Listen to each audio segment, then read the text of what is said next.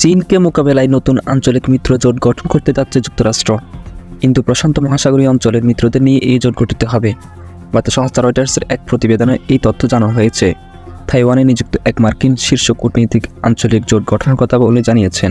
তিনি বলেন, আঞ্চলিক স্থিতাবস্থা পরিবর্তনের চেষ্টায় থাকা চীনের জন্য একমাত্র লক্ষ্য তাইওয়ান নয়। যুক্তরাষ্ট্র তাইওয়ানের সবচেয়ে বড় সমর্থক ও অস্ত্র সরবরাহকারী দেশ, যদিও তাইওয়ানের সঙ্গে তাদের আনুষ্ঠানিক কোনো সম্পর্ক নেই।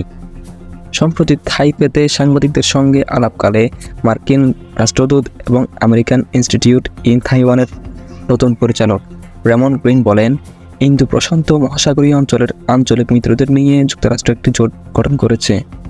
এই জোট প্রতিরোধ ক্ষমতা বাড়াতে ব্যাপক ভূমিকা রাখবে। তিনি বলেন, কেবল তাইওয়ান নয়, চীন অন্য আরও অনেক দেশকে ভয়ভীতি দেখিয়ে ও জোর জবরদস্তি করে স্থিতাবস্থা পরিবর্তনের লক্ষ্যবস্তু করেছে।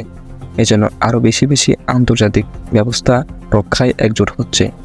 তিনি আরও বলেন, যুদ্ধ প্রস্তুতি নয়, বরং যুদ্ধ ঠেকাতে এমন পদক্ষেপ নেওয়া হয়েছে, কেননা দুপক্ষের মধ্যে শান্তিপূর্ণ সংলাপের মাধ্যমে বিরোধ নিষ্পত্তির জন্য তাইওয়ান প্রণালী ও বৃহত্তর ইন্দো প্রশান্ত মহাসাগরীয় অঞ্চলে কৌশলগত ভারসাম্য বজায় রাখার সহায়ক ভূমিকা রাখবে।